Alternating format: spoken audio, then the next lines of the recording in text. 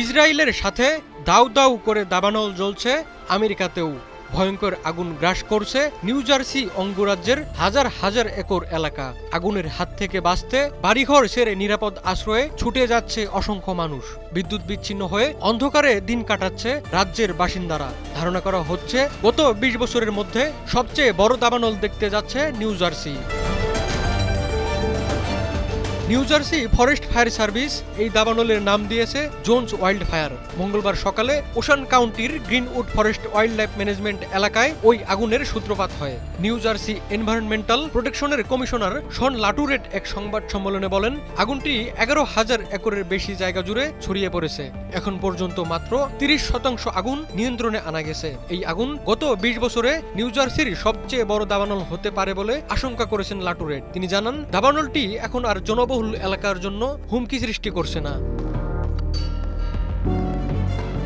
২০২৫ সালে এখন পর্যন্ত নিউ জার্সিতে স্বাভাবিকের চেয়ে প্রায় দ্বিগুণ দাবানল দেখা গেছে। রাজ্যের ফরেস্ট ফায়ার সার্ভিসের প্রধান বিল ডোনেলি জানান, এবছর ৬৬২টি দাবানল ১৬,৫৭২ একর জমি গ্রাস করেছে। ২০৬০ সালের মে মাসে একই এলাকায় একটি দাবানল ১৭,০০০ একর জমি ধ্বংস করেছিল।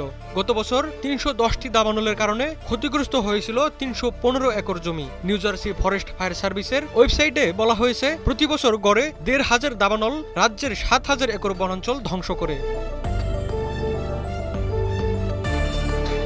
মঙ্গলবার সকালে Greenwood Forest Wildlife Management এলাকায় ওশান কাউন্টিতে দাবানলের সূত্রপাত হয়। আটলান্টিক মহাসাগরের তীর থেকে প্রায় ১৫,০০০ মাইল দূরে আশবরি পার্ক এবং আটলান্টিক সিটির মাঝামাঝিতে এই এলাকার অবস্থান। এর মোট জনসংখ্যা প্রায় ৬৪,০০০। দাবানল শুরুর পর মঙ্গলবার প্রায় ১৩০০টি বাড়ি থেকে বাসিন্দাদের সরিয়ে নেওয়া হয়। বন্ধ করে দেওয়া হয় গার্ডেন স্টেট পার্কওয়ের বেশ কিছু অংশ।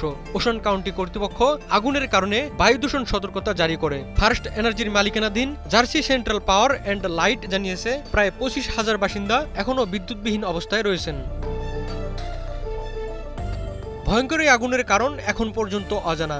আগুনটি পুরোপুরি নিয়ন্ত্রণের জন্য কোনো সময়সীমা নির্ধারণ করা হয়নি। নিউ জার্সির ফায়ার সার্ভিস কর্মকর্তারা জানিয়েছেন, শুক্রবার বা শনিবার বৃষ্টি না হওয়া পর্যন্ত আগুন জ্বলতে থাকবে।